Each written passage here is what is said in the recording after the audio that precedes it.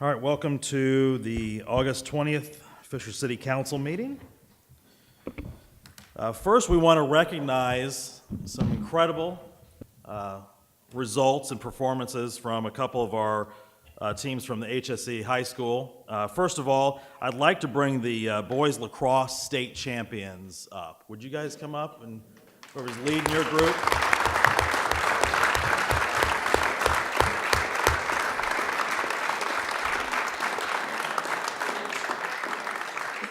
You guys want to come to the podium right here? Is there someone that would like to speak?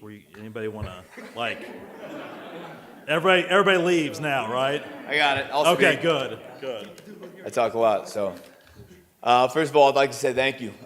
This is an awesome opportunity just to be here tonight, just to give you a little bit of history on HSE lacrosse. Our club program started in 1999, and we've been a club program for 17 seasons before we got accepted by our HSE school board to be a varsity recognized program.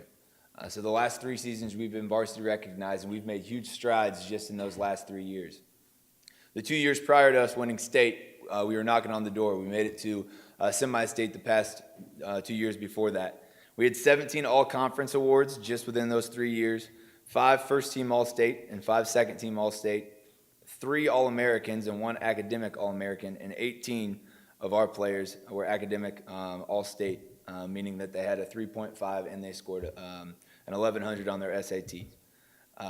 Like I said, we were in 3 Final Fours before making it to our state, and our youth program is a huge part of that, and that goes through sports. And so we've just had some tremendous dads and ex-college lacrosse players that have really just made this program what it is today. So thank you for having us here.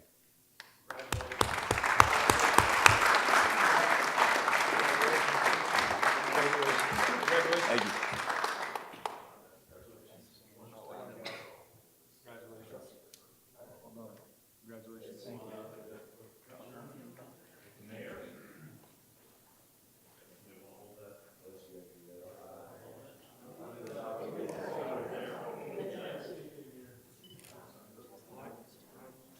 This is really awkward.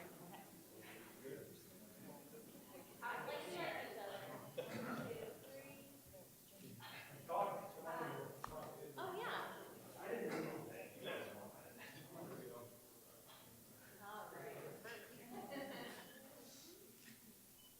Thank you.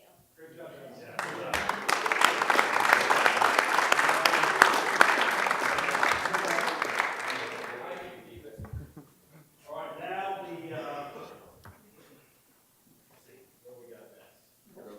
girls, HSE girls track team, state champions. You want to come up? Let's see if we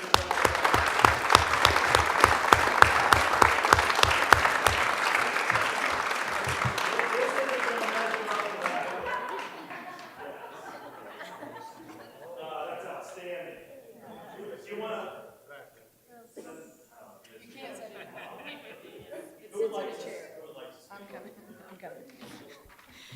Thank you for recognizing us. The HSE girls track team was the state champs. There's no class in girls track in Indiana. So we were overall Indiana state champs for girls track in Indiana. We were state runner-up last season, so we were kind of building towards this as well. This is the first one in school history for us, so it was very exciting. We have an individual state champ with us. She's the 2-time defending state champ in the pole vault, Kennedy Drish.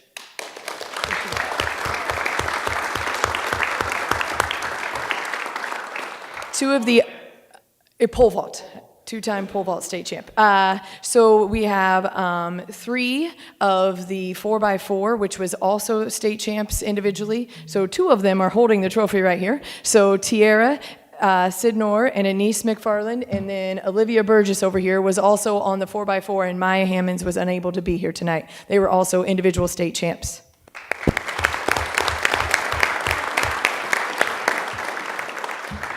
We have many seniors that are, well, they're now graduates. I'm still calling them seniors. Many of them that are now off to college. So Camille Christopher placed 2nd in the 200-meter dash and also 3rd in the 100-meter dash. She also anchored the state runner-up 4x1 relay. She is now at Purdue University.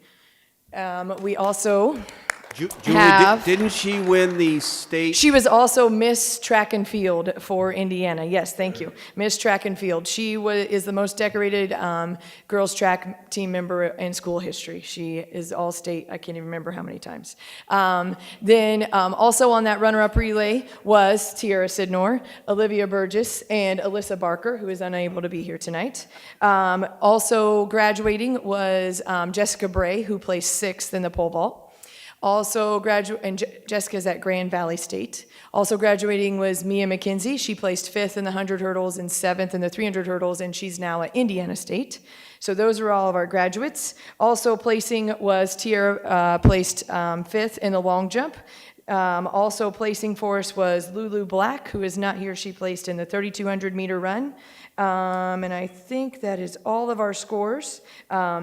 We have many other members of our team here tonight that were alternates, and we would not be where we're at without them. We had 25 state qualifiers. Last year, we only had like 13, so last year we were small but mighty, and this year we are large and in charge.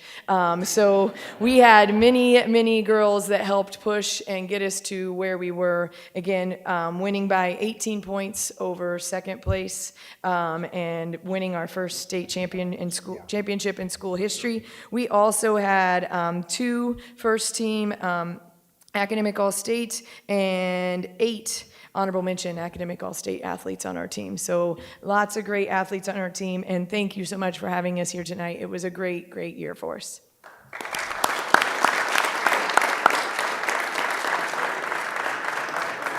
I also have 2 assistant coaches with us, Coach Jennifer Hill and Coach Alex Coker, and I'm Julie Alano, the head girls coach.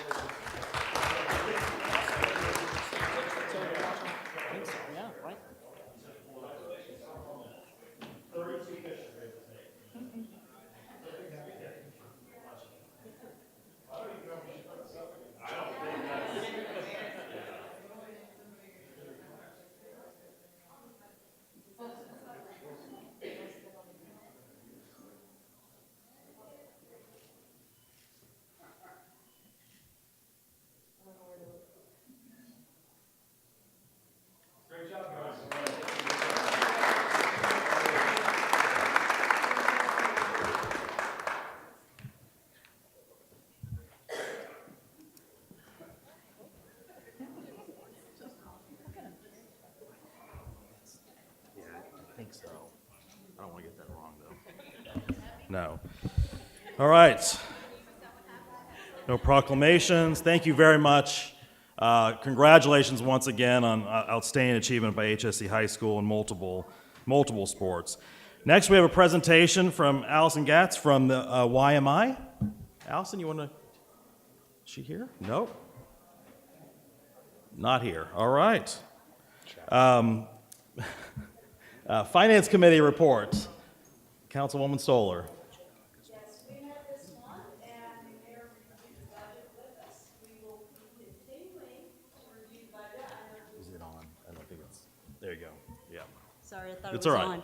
It's all right. So we will continue to be reviewing the budget as we go through budget season and answering any questions that the council members or anyone else has on the budget.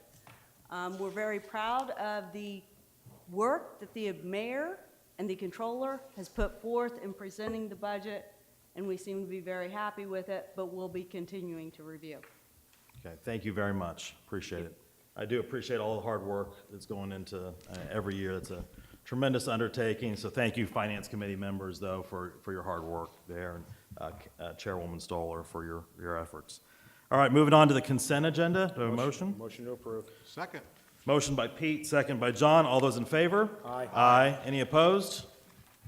Consent agenda passes. Moving on to R082018B. That would be you, Brandon. Don't run up there or anything, you know. I'm not the athlete I used to be in high Yeah. school. Brandon Dickinson, for the record, Director of Economic Development. I bring before you a resolution of the city approving a land acquisition agreement and then authorizing additional action for closing. So very briefly, as you all may remember, The Archers were selling their property down south of 116th Street. They retired and decided to close business. They sold to Boomerang Investments. That group went and acquired additional land in that area due to the Archers closing. And so they were able to get all that land under contract. Unfortunately, they are not able to put that land at closing. So we've actually, we had a bank, a local bank, community bank, First Internet Bank, had said that they would be willing to work with the city to put together a loan so that we could actually have someone close on this land to keep it under control.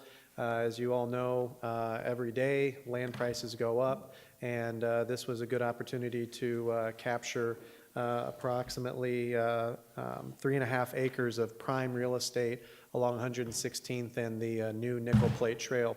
So this project, or this land acquisition agreement, rather, outlines that First Internet Bank will acquire the land in the next 11 days. They'll be closing here at the end of the month on these properties, these parcels between South Street, Moore Street, 116th Street, and the Nickel Plate Trail. And then they would hold that for us until December. So the city will go out, and in the future we'll be back with a bond purchase agreement where we would bond for that land and then purchase it back from First Internet Bank for new development in the downtown area. There was a couple of other cleanup items for the land that's being closed on that we're also asking you to approve. There's a right of first refusal for the city to purchase Sheila Hunter's land. She currently houses one of the divisions of the police department that will now go into the new police department. So we're asking to go ahead and terminate that. We have no interest there, so that First Internet Bank can purchase that land. And then a long time ago, the town apparently also had eyes on a cul-de-sac near the Sharps property. There's no need or desire whatsoever to put a cul-de-sac in that area, so that's another item that we would just ask you to resolve, and that will give us the ability to go do that. The purchase amount for the land is just north of $10 million, and the interest rate is fairly low, but it's 4.5%. And again, we have until the end of the year to close on that, and would anticipate being back in front of the council in November, December to procure that bond and that land. Are there any questions I can answer? Is there any questions, comments from council? None? Is there a public hearing requirement, Chris? Okay, Do we so have- is do we this- have to suspend This the doesn't need rules? 3 readings, correct? We don't have to I'll make a suspend on motion a to approve. resolution. You don't? Okay. Do we, hold on one second. I just want to make sure we don't have to suspend the rules either. No. Okay, all right. Just ask. So motion by Pete, second by Selena. All those in favor? Aye. Any opposed? Any, one abstention. Councilman George abstains. All right. Thank you. Motion passes, thank you. Moving on to 082018A.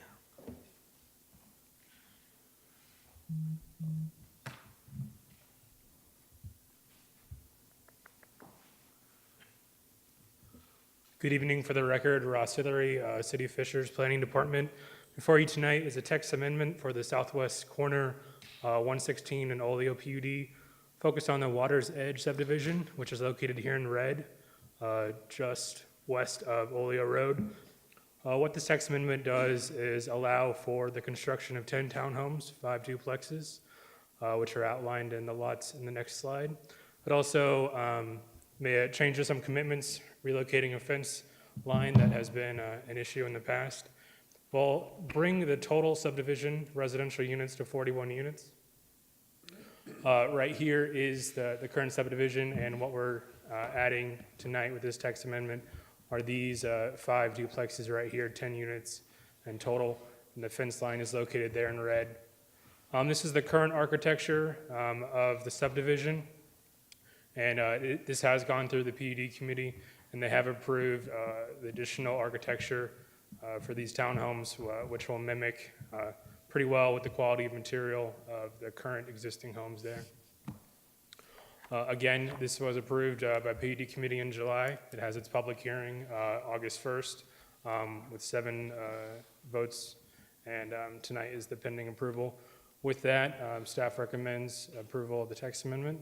I'm here to answer any questions as well as the petitioner. Any questions, council? The only comment I'll make is it had no remonstrance at Planning Commission.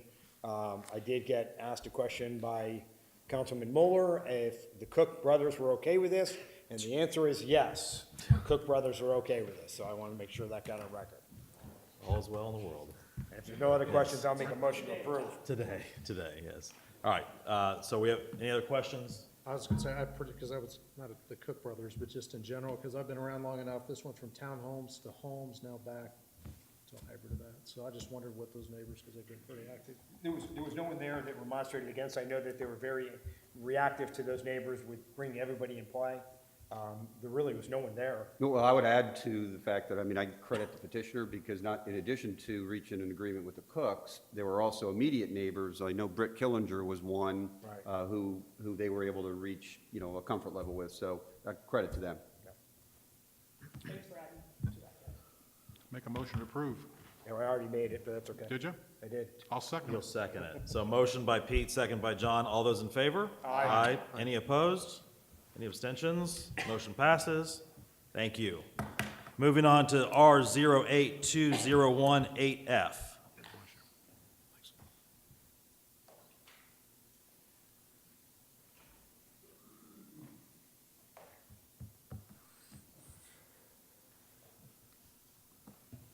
Good evening. For the record, my name is Kevin Stotts. I'm the Assistant Director for the Planning and Zoning Department. The item before you is the request for the council to approve a resolution which would change the commitments for the site that is known as Brook School Plaza. It's located on the north side of 116th Street, just east of Brook School Road. This site was originally rezoned to CTC2 commercial in 2003. At that time, the property owner did agree to and make a set of commitments which would restrict the use of a drive-through lane and a speaker box at this location. I would say from staff's perspective, in 2003, this area was a lot different. 116th Street was 2 lanes and has since been expanded to 4 lanes. And then we do have quite a bit of commercial, neighborhood commercial growth on the north side of 116th Street. Because those commitments were made to council at that time, they needed to come back before Plan Commission for the public hearing, and then ultimately City Council for approval to modify those commitments. I would state that the modified commitments would restrict the drive-through to the west end cap. So I'm going to kind of point with the mouse here. They anticipate to install a approximately 12 foot wide drive-through lane on the west side of the building. The back portion of the building currently is 2-way flow, but that would be changed to 1-way. They have stated that employees predominantly park on the back side of the building as well. So with those modifications, you can see the request here would be for traffic to certainly enter on the east side of the building and would allow for the drive-through stacking to occur on the back side, which would not impede on any of the parking lot flow. And then this would be turned into a 1-way flow where they could exit back out to 116th Street here. So with the site plan in mind and the area that's still available to the west of the drive-through, I'll just go back. We have some opportunity for additional landscaping in this area. The planning department is supportive of the request to modify these commitments. If council does provide approval for the request, they would need to make one more step through the Board of Zoning Appeals on Wednesday to request the menu board and speaker again to be located within 400 feet of a residential area. Again, the church to the north is residential and a few homes there as well. So with that, I'm happy to answer any questions you have, and I will turn it over to Steve Harden with Fager Baker Daniels, who is representing the petitioner tonight. Thank you. Good evening, Mr. President, members of the City Council. For the record, my name is Steve Harden. I'm a partner in the law firm of Fager Baker Daniels, and I'm pleased to be representing Brook School Plaza LLP before you tonight, and with me is Mr. Jeff Clark and Mr. Jack Clark, right here in the front row, and our land use planner, Mark Leach, is with us as well. Thank you, Kevin, for your overview. I really don't have anything more to add other than we did host a neighbors meeting, and sometimes there's 100 people that attend, sometimes there are no people that attended, and this one, no people attended. So we gave them the packet, and you had the letter that we were fully, transparent of everything that we were proposing. We had hoped that because of the operational history that the Clarks have demonstrated over the last dozen plus years, 15 years actually, that people would be happy to see something get permanent into this particular end cap. And then at the Plan Commission public hearing, again, there was no remonstrance, favorable staff support, and favorable recommendation from the Plan Commission. We'd be happy to answer any questions. Otherwise, we'd respectfully request your approval tonight. Thank you very much. Thank you, Steve. Any questions, comments from council? And Steve, real quick, when you reached out to the neighbors, and you and I remember this vote. Yeah.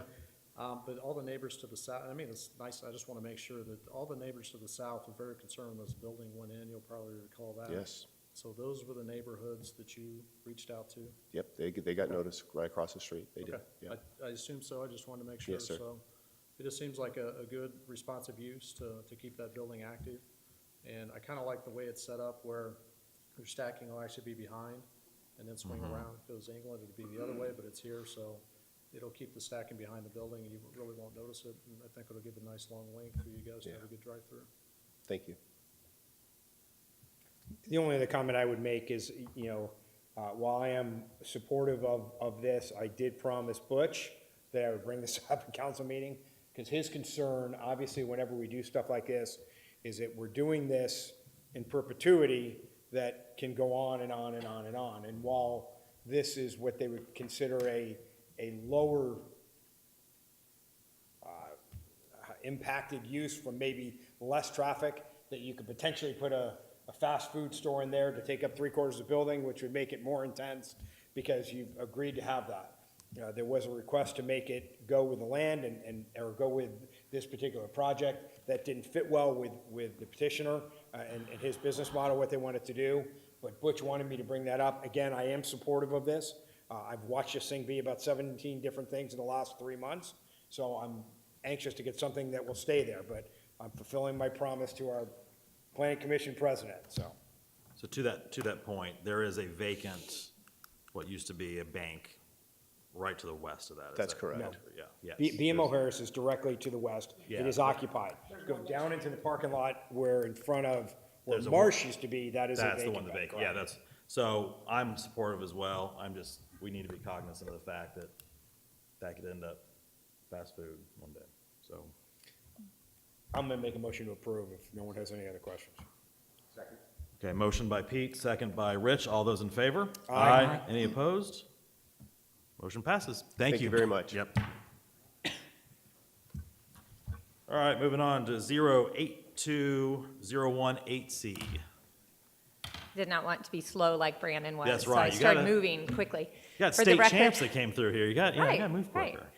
For the record, Leah McGrath, one of the deputy mayors here for the city of Fishers. And it is my privilege to present items 10 and 11 to you. Kind of starting with, I suppose the preamble for why we're here with 10 and 11. In December of 2013, the town then adopted the first Fishers Master Art Plan.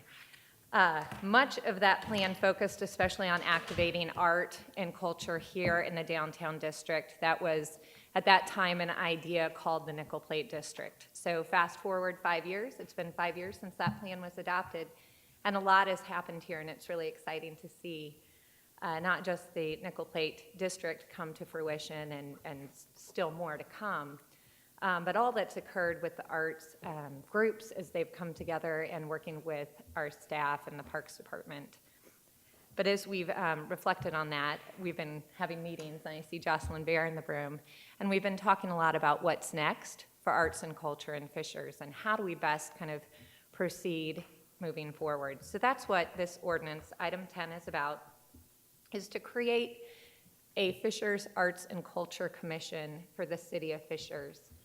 And really our goal in doing this is sort of the what's next in the Fishers master planning process as it comes to arts and culture and really view this as an opportunity to bring everyone together, not just in the community, but even within our departments. Our parks often are activating art and culture, our planning department, economic development, as well as the many groups who work in Fishers. So really see this as an opportunity to kind of figure out what that master plan looks like moving forward and all march kind of toward that together. So what you see is this commission would be effective 2019. It would kind of be housed, meaning staffed, within the Department of Planning and Zoning with the appointment of 7 commissioners, 1 who would be a representative from the city council. We would also have some non-voting members from staff to make sure there's that continuity and communication between our different departments, including parks and planning. We pulled together, tried really hard not to create this in a vacuum, and pulled together some of the people that we've had an opportunity to work with over the years. Jocelyn Vare is here. Our 3 most recent Fishers Arts Council presidents have sat on the steering committee. Jocelyn Vare and Lisa Veely, who actually helped draft the 2013 master plan. So it's been fun to have them a part of kind of this what's next conversation. Dan Klock, Ailey McGill, who's the executive director of the Nickel Plate Arts, and Cecilia Copel has sat on this committee as well. So this is something that we've all kind of worked toward and tried to adopt some of those best practices from around the country as well. Happy to answer any questions you have on item 10, and then I can speak to item 11. All right. Any questions from the council? Any comments? Well, I just know that this is really exciting. I think this is something that's going to really solidify the arts and culture within our city and really start to build this cultural and art movement that I think a lot of our residents are just seeking greatly to have more art and cultural experiences, performing arts as well. So thank you very much for spearheading this. Absolutely. I am requesting adoption and approval. You can Okay. do that, and then I can. Okay. I'll make a motion to approve. Motion by Pete, second by Cecilia. All those in favor? This is first reading, so if we need to suspend the rules. Oh. my- Oh, my then I'll make a motion to suspend the rules and approve on first reading. So we need to make sure. Didn't say that on my agenda. Yeah, hold on a but that's second. fine. This, all it says is third reading on here, so we just make sure those are marked correctly, okay? So all right, motion to so suspend. Motion to suspend the rules by Pete, second by Cecilia, is that fair? Yes. All those in favor? Aye. Aye. Any opposed? Okay. Now a that motion to passes. approve. Motion by Pete, second by Cecilia. Second. All those in favor? Aye. Aye. Any opposed? Okay, motion passes. Thank you. Thank you. And All right. thank you, Chris, for keeping it, legal. The next item, number 11, is a resolution, and we are very quickly working on an application to the Indiana Arts Commission to designate the Nickel Plate District as a statewide cultural district. Part of that process involves designating it locally as well. So the resolution before you is something that's required for our application, but this is a really neat opportunity. The Indiana Arts Commission only opens these applications up every other year. They look for different things within districts, and we believe the Nickel Plate District, with all its kind of combination of uses and the vibrancy here, really has a good shot. So in order for us to apply, though, we do need the City Council to adopt this resolution designating the Nickel Plate District as a local cultural district. The language before you really comes as a recommendation of language from the Indiana Arts Commission. Any questions or comments? Just a motion. Do we need to suspend here too? That's a Okay, resolution. Motion to approve. Motion by Pete, Second. second by Cecilia. All those in favor? Aye. Any opposed? Motion passes. Thank you. Thank you. I've got a question on 12 and 13. Chris, shouldn't 13 come before 12? That's correct. Okay, just want to make sure I know my annexation law. All right, we'll go to R082018E. Again, for the record, Kevin Stotts. The next 2 items in front of you are both related to the Furby property annexation. The Furby residence is a single-family home on approximately 3.4 acres located on the south side of 116th Street, just west of Cumberland Road. First reading in the public hearing was held on July 16th by council. And staff has provided, as you mentioned, the fiscal plan tonight, and then asked for third and final reading on the requested annexation. I'm happy to answer any questions you have. And Chris, is this a second reading on they're both third readings, correct? So third reading for the annexation ordinance, there's a resolution to approve the fiscal plan. So the Okay. resolution to approve the fiscal plan needs to be voted on first. Okay. Then you can adopt the final All right, ordinance. then I'm going to make a motion to approve item 13, the financial plan. Okay. Motion by Pete, or first of all, any questions? I just want to make sure there's any questions, comments. It's a third reading on annexation. Motion, yeah, motion by Pete, second by Cecilia, or Selena. All those in favor? Aye. Any opposed? Motion passes. Now to make a motion to approve the voluntary annexation of the Furby property. Motion by Pete, second by Selena. All those in favor? Aye. Any opposed? Motion passes. Thank you. Thank you. All right, bless you. Moving on to 082018.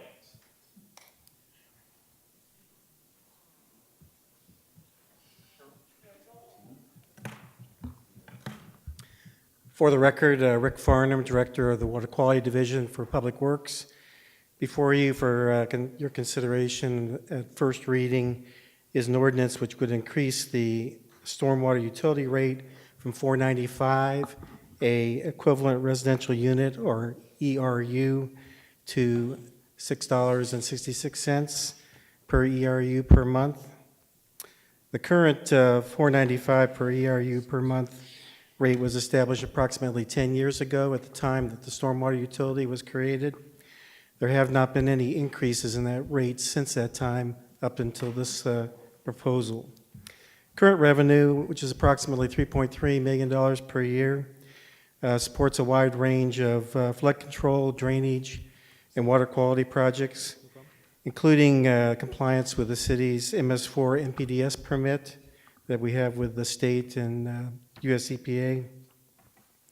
In recent years, though, revenue has not really kept up with our expenditures due to the increasing operational and maintenance and capital improvement needs of the utility.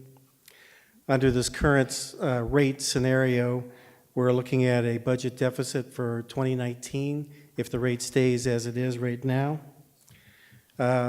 Seeing that coming earlier this year, staff initiated, along with assistance from Policy Analytics and DLZ, analysis of our financial needs.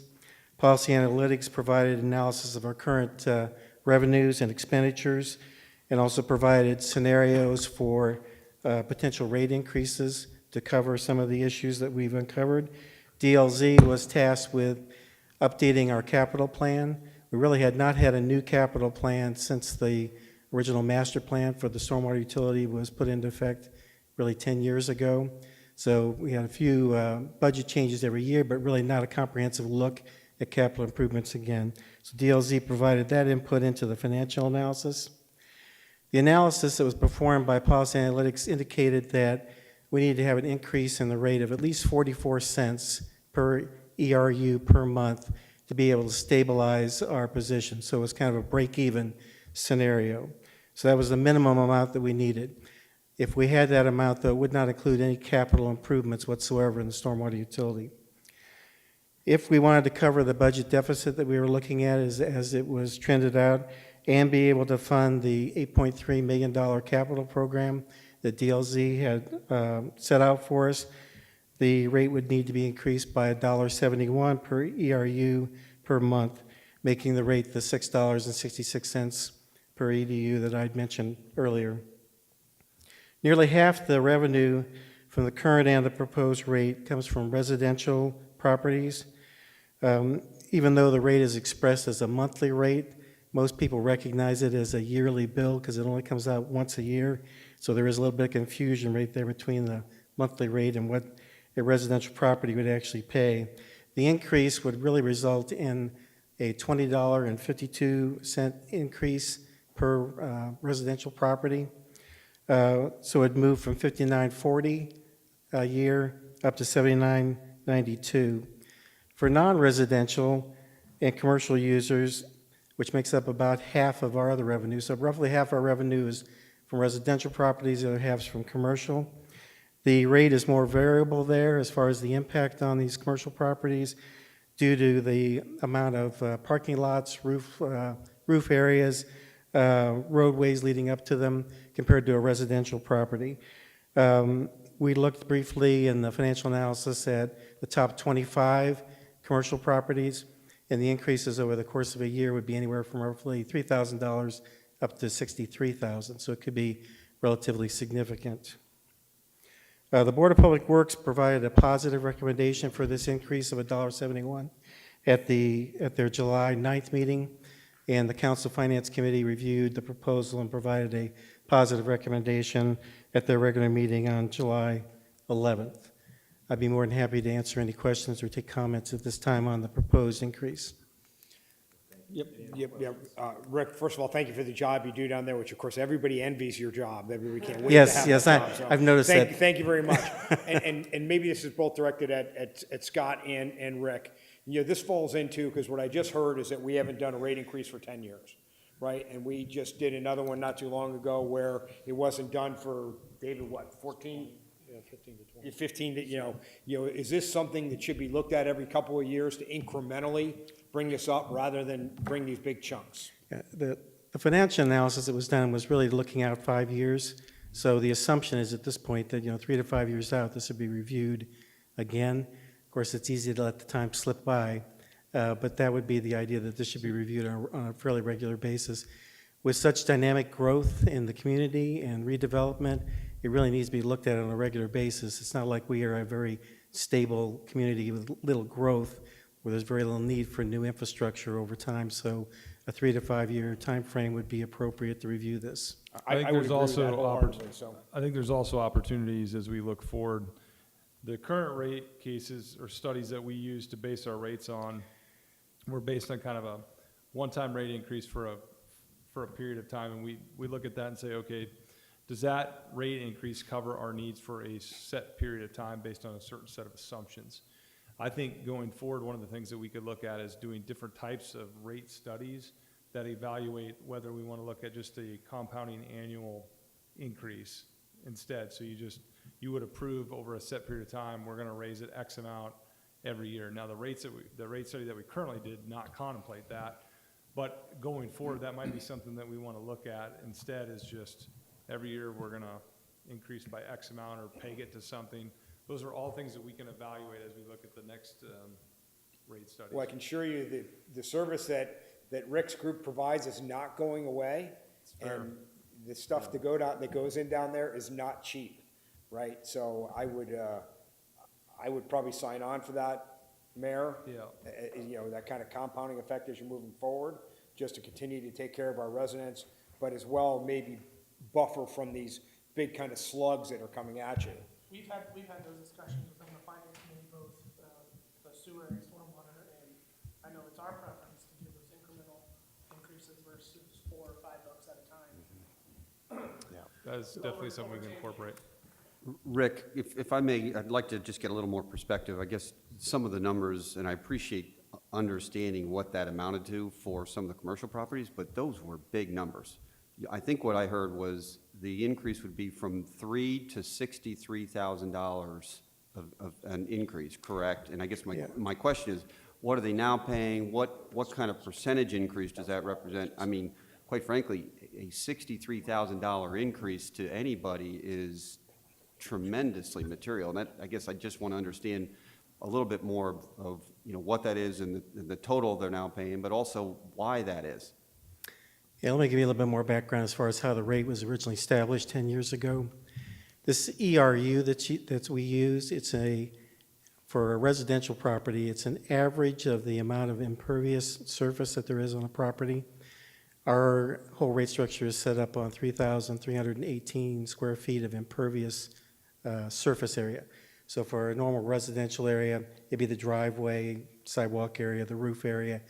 So at that time when the study was done, we came up with this average. So all of the residential properties are charged just 1 ERU, and that's our standard. Now, if you take a property like an IKEA, or let's say a large church, or a school that has a large roof area for the buildings, has a large surface area for the parking lot, roadways leading to it, if you start taking that 3,318 square feet and dividing it into a huge area, impervious area, you end up with multiple ERUs. So as you do the math, even though the rate is relatively small to start with, at this 495 going hopefully to 666, for a property that has a lot of impervious surface, it gets to be a much larger number. The rate itself represents around a 35% increase, whether it be residential or commercial. So a commercial facility would already be paying quite a bit. I think we maybe have, there's 34,000 customers of the stormwater utility. The number of commercial ones is relatively small, but they do pay almost half of the revenue. But it really is the rationale really is based on the amount of impervious surface and how much runoff you're going to have, which impacts our infrastructure as far as the amount of storm sewers we have to maintain, flooding issues, drainage issues for the larger properties. I guess I can appreciate that to a degree, but is it not most often the case that the commercial properties also own their entire property, including detention ponds and such? So really, the release rate is controlled by those detention facilities. I guess I'm just trying to understand really why there's the difference. I mean, in residential subdivisions, oftentimes, I think the city has more responsibility, right, for those detention ponds than they might otherwise, or correct me if I'm wrong? Actually, there's around 675 residential detention ponds, and they're all privately maintained. The city does maintain the infrastructure into the pond and out of the pond as far as the concrete, the pipes that lead into it and lead out. So all those structures, we do maintain those, but the pond itself, as far as aquatic vegetation control, riprapping, geese control, all those things, vegetation, all that would be part of the responsibility of either a property manager or an HOA, or in some cases, it's the private property owners themselves that may have to take care of that.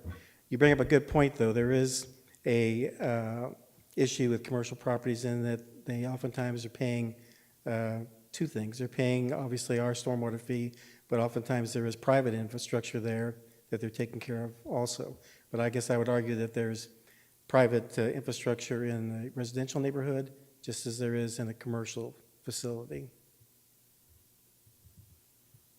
And it's really driven by... In most cases in the residential communities, the stormwater infrastructure is in the right-of-way.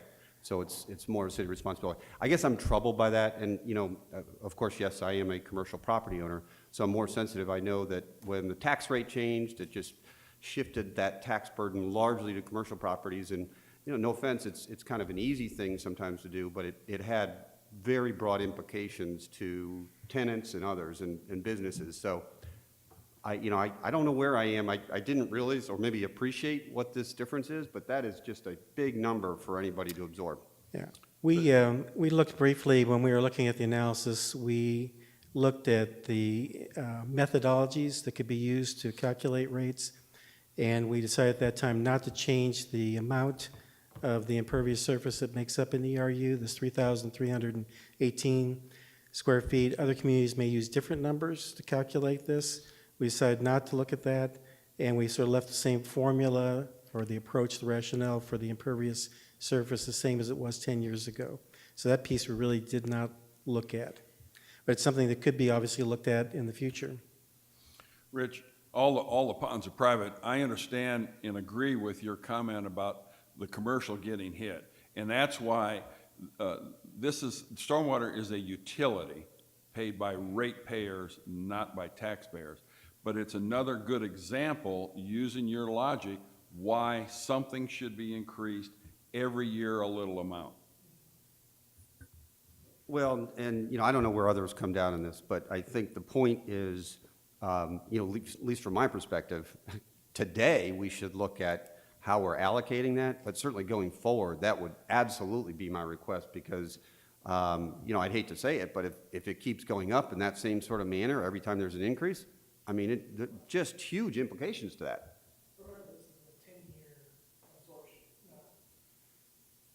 But it's an annual rate, right? It's an annual increase, correct?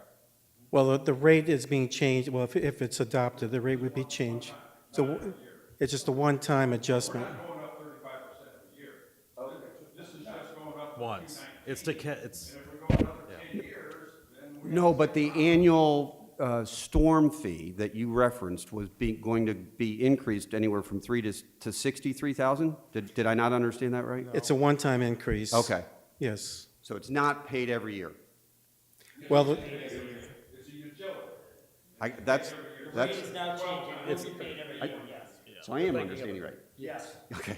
That's They what worries thought- me. Yeah, they thought you were saying you thought that increase was every year, that number was No, continuing I to understand. increase. I'm just saying that's a lot to absorb for anybody.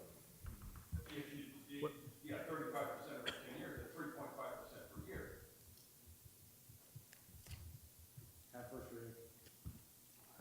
All right, thank you.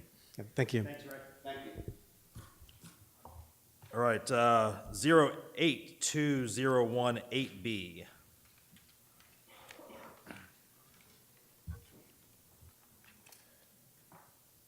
Good evening, council. For the record, Chris Greisel, attorney for the City of Fishers. I'm here tonight presenting first reading on an ordinance redistricting the City of Fishers legislative districts pursuant to Indiana Code 3646.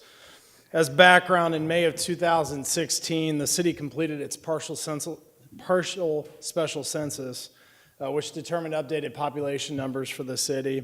And with that, the city's updated population went to about 86,459. In December of 2017, the Hamilton County Board of Commissioners adopted a map re-precincting or reestablishing its precinct boundaries. The combination of both our special census and the county's re-precincting efforts resulted in some greater population deviations within some of our council districts. And accordingly, now we're here before you to amend the districts to account for some of that updated data. The proposed map that's before you for first reading tonight follows the statutory parameters, which provides that districts must be contiguous, reasonably compact, do not cross precinct boundary lines except in limited scenarios, and contain equal population as nearly as possible. So just as a reference point, with the updates that I told you with the special census and the county precincts, our greatest deviation right now between two of our council districts is almost about 20%, with about 10,800 being the largest council district and about 8,700 being the smallest council district right now. With the proposed maps that are before you, all are within 5% deviation and most are within 4% deviation. So the districts have been tightened. The largest proposed district is 10,000, just a little over 10,000, with the smallest being about 9,200. So finally, in accordance with Indiana law, we'll be required to redistrict or recertify the second year after a decennial census. So there are parameters in which we are required to relook at our council districts and either recertify them or propose amended updates. So today and this process will be step one, but you will have other opportunities to update as our population continues to grow and as we have another decennial census coming out in a few years. So with that, I'm happy to answer any questions. Okay, any questions, comments from council? Chris, who prepared the original study and the maps that we're looking at today? So our IT department prepared those, Tracy Gaynor, took the special census data, took the new county precinct lines, and had some pretty strict parameters with the statutory mandates and supplying the draft maps. I disagree with him, but let's put it on first reading and get it out there. Okay. All right. First read, is it a motion for first? All right, thank you very much. But finally, too, just to mention, we have to have these approved by November 8th to Okay. wrap up the process. Thank you. All right, that's the end of our regular agenda. We'll open this up for community comment time. If you want to step forward and you can come to the podium, you can talk on any topic. You have 3 minutes. You just state your name and address for the record. Anybody who wants to step forward, go ahead now. Hi, good evening. My name is Tracy Peelmeyer. My address 16101 Little Eagle Creek Avenue, Westfield, Indiana. I'm the founder of the North Central Beekeepers Club, which is in its 5th year of training and supporting beekeepers here in Hamilton County and surrounding areas. We meet each month at Cool Creek Park Nature Center, where we have beehives on site for education. Fishers resident Jerry Gibbs reached out to us for help when he was told there is no beekeeping allowed in Fishers zoning jurisdiction. That was a big surprise to us, since we are aware that you have beehives at the Hoosier Road Elementary School and also at your new Fishers Agri Park. We also know that Russell Farms utilizes honeybee pollination services for their produce, and that you have a local beekeeper selling honey at your farmer's market. Our state organization lists over 15 beekeepers in Fishers, and Jerry and his daughter have been enjoying beekeeping on the land behind their home for over a year. As a beekeeper, a club leader, and a 4-H project leader, I can assure you that most people will never be stung by a honeybee. They are too uncommon. Honeybees never live in the ground. Almost every call I receive about honeybees in homes turns out to be yellow jackets or hornets. Like any pursuit, beekeeping does have risk, but so does driving a car or riding a horse. Ordinances can be written to benefit the beekeeper and the community. Honeybees have been on the decline in the United States for many years now, and that should matter to anybody who enjoys eating. Hobbyist beekeepers are doing a terrific job of sustaining honeybees, which in turn allows us to enjoy a wide diversity of foods. 1/3 of every bite you take requires honeybee pollination. Farmers can plant whatever they want. The weather can be perfect. If the honeybees don't show up, the crop will be reduced and of lower quality. While honey and wax are very important, it is the pollination service that honeybees provide us that make them integral and necessary. Honeybees only travel about a 2.5-mile radius of their hives, so they need to be located widely to accomplish this enormous task. I have club members with hives on office buildings in downtown Indianapolis, in neighborhoods across Hamilton County, and of course in rural settings. New York City is a bee-friendly city. There are beehives outside the Shedd Aquarium in Chicago and near the Eiffel Tower in Paris. Beekeepers are very aware of their responsibility to the community, and while Mr. Gibbs has already complied with zoning officials and went through the large effort required to move his hives, we are hopeful that this situation can be resolved to everyone's benefit. North Central Beekeepers Club would be more than happy to provide an educational meeting for your council or your administrative boards, or simply to answer your questions here at this forum. I know there are many beekeepers here with me tonight, including our state apiarist, Ms. Kathleen Pro. We would like to request that you direct your staff to begin working on an ordinance that will allow beekeeping within Fishers zoning. In your packet, we have provided the relatively simple ordinances already adopted by Marion County, by the town of Avon, as source material. Mr. Randall Patterson, who helped write the Avon ordinances, is here with me, and he would be happy to assist your staff in getting these started. We're excited to help Fishers become a bee-friendly city. Thank you very much. Any questions? Not right now, but thank you. Absolutely. Thank you very much. Thank you all for attending. Anybody else wish to speak? You can step forward to the podium, state your name and address for the record. You have 3 minutes to speak. Oh, we'll close the public comment portion